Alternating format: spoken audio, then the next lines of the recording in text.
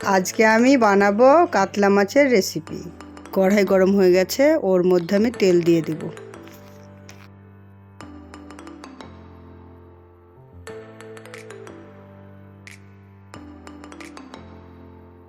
তেল গরম হয়ে গেছে, নুন হলদি দিয়ে যে মাছগুলো রেখেছিলাম সেগুলো আমি একে একে ভেজে নেব।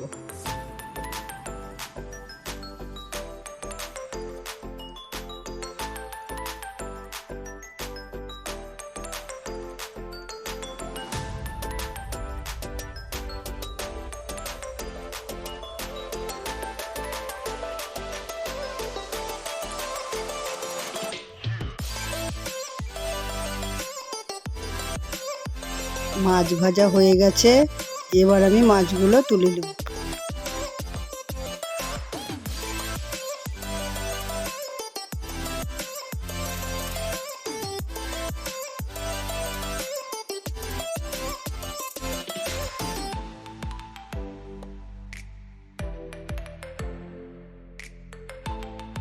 ওই তেলের মধ্যে আমি দিয়ে দিব শুকনো লঙ্কা,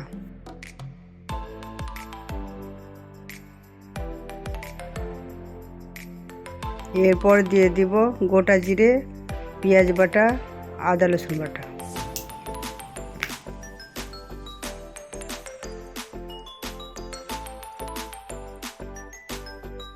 ওরই মধ্যে দিয়ে দিব টমেটো কুচি।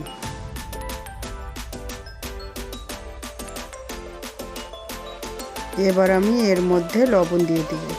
ভালো করে মশলাটাকে কষাতে থাকবো। অল্প পরিমাণে একটু চিনি দিয়ে দিব। ওই মশলার মধ্যে গুঁড়ো মশলাগুলো একে একে দিয়ে দিব। হলুদ গুঁড়ো, জিরে গুঁড়ো, লঙ্কা গুঁড়ো, গরম মশলা গুঁড়ো।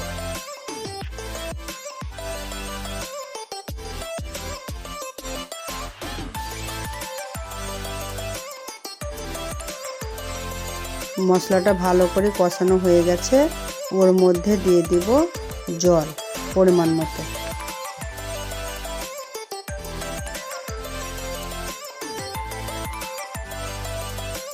এবার আমি মাছগুলো একে একে দিয়ে দিব।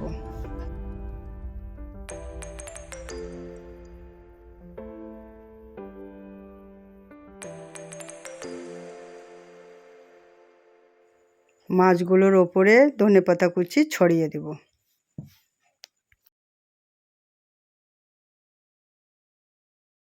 এবার আমার রান্না কমপ্লিট।